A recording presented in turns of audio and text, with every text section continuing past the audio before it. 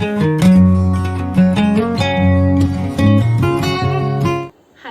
welcome to Cyclic in Nature. My name is Tanvi Gokarnakar and I'm a counseling psychologist. I'm here to share my knowledge in the field of psychology and demystify some psychological concepts. Today I'll be speaking about mental hygiene. There has always been a focus on physical hygiene to improve and manage our physical health. We are always taught to give time and importance to grooming and hygiene. We have some habits that we follow daily or weekly. Like some basic ones are brushing our teeth and taking a shower. We are also concerned about our food intake and fitness. After all, no one likes to fall sick. But what about our mental health? Though WHO has clearly stated that mental health is an integral part of our health, but it is often overlooked or forgotten. I think this is probably because the consequences of managing our mental health are not that obvious. For example, if we eat poorly and don't exercise, we will gain weight, which might lead to some other kind of health issue. So, this is a direct relationship. We can directly see a benefit or a loss. But this is not the case with mental health. The benefits and consequences of mental health are not that visible, but that doesn't make it less important. In fact, mental health has an enormous impact on our functioning and well being. If we neglect our own mental health, we are more susceptible to stress, mental illness, physical illness, low energy, low motivation to work, and so on. And these things also affect our physical health. There is only one way to preserve our mental health, and that is looking after our mental hygiene. Now, what is mental hygiene? Some of you may not be familiar with this term, but some of you may have heard about it but have no clear idea. So, let's see.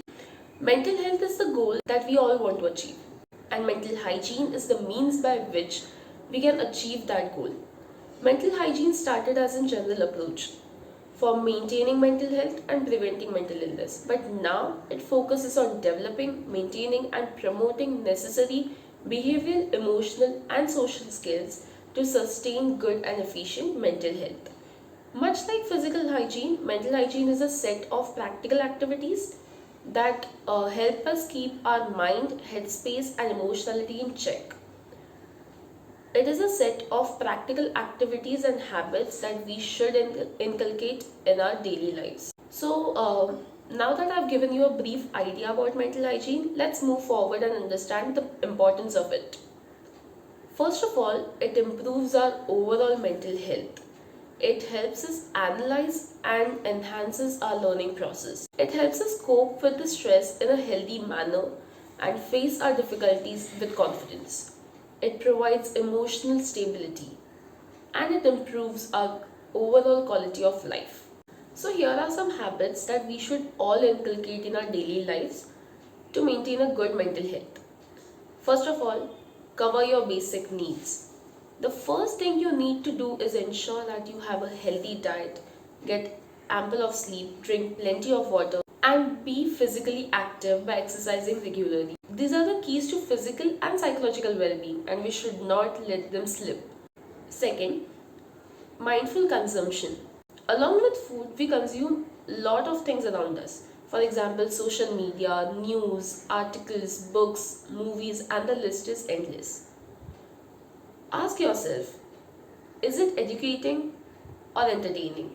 If it's neither, leave it.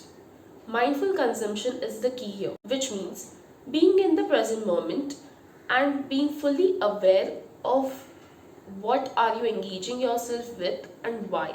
Instead of disturbing ones, opt for the stuff that leads to more self-awareness and induce insight. Every 3 months, audit your list and see if it is contributing to your mental health or not. Third, look after your self-esteem and learn to be trusting. Learn more about yourself. Sometimes you may realize that you're basing your sense of worth and self-esteem on the things that are not helpful for you. It is important to accept ourselves as we are without comparing with others because we all are unique in our own ways.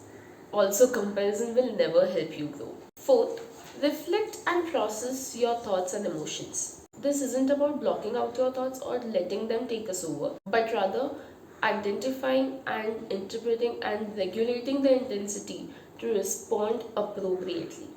Take a few moments in your day whenever works best for you.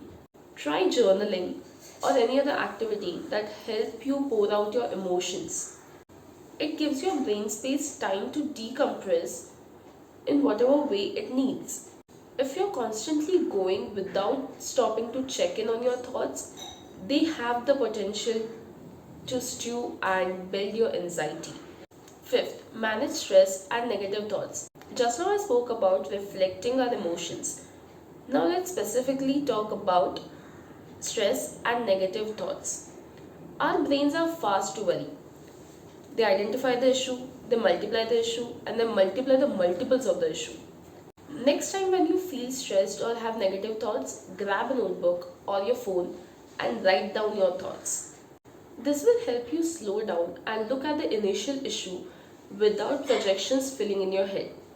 If the stresses are within our control, we can go for problem focused approach, which means we will focus on how to resolve the problem.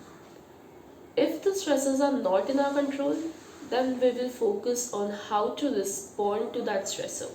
You can engage yourself in relaxing activities like coloring or guided visualization or meditation, deep breathing, music, etc. Sixth, manage expectation and set concrete objectives. Maintaining motivation and being perseverant is fundamental to surpass ourselves, which is why we need to set achievable goals so that we do not become disheartened. We don't have to abandon our dreams, we just have to manage our expectations and reality. Being in touch with reality will help us avoid frustrations in our daily lives. Seventh, connect with your family, friends, and other people. We are all inherently social creatures. Therefore, we need to build stronger social circle. It can increase our feelings of happiness and well-being. Reaching out and talking to other people will provide you emotional support. You can also join a club or sign up for volunteer work that suits your interest. 8. Set clear boundaries. A huge trigger affecting our mind overload is constantly saying yes or going along with things that we do not want to do. If we don't speak up for ourselves, we will fall into resentment and frustrations over the time. And these feelings do not help us achieve a relaxed state of mind.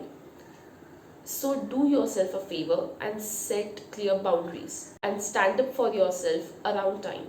And the last point, learn to relax. If you don't have time for anything else in your usual routine, take 5 to 10 minutes and sit quietly.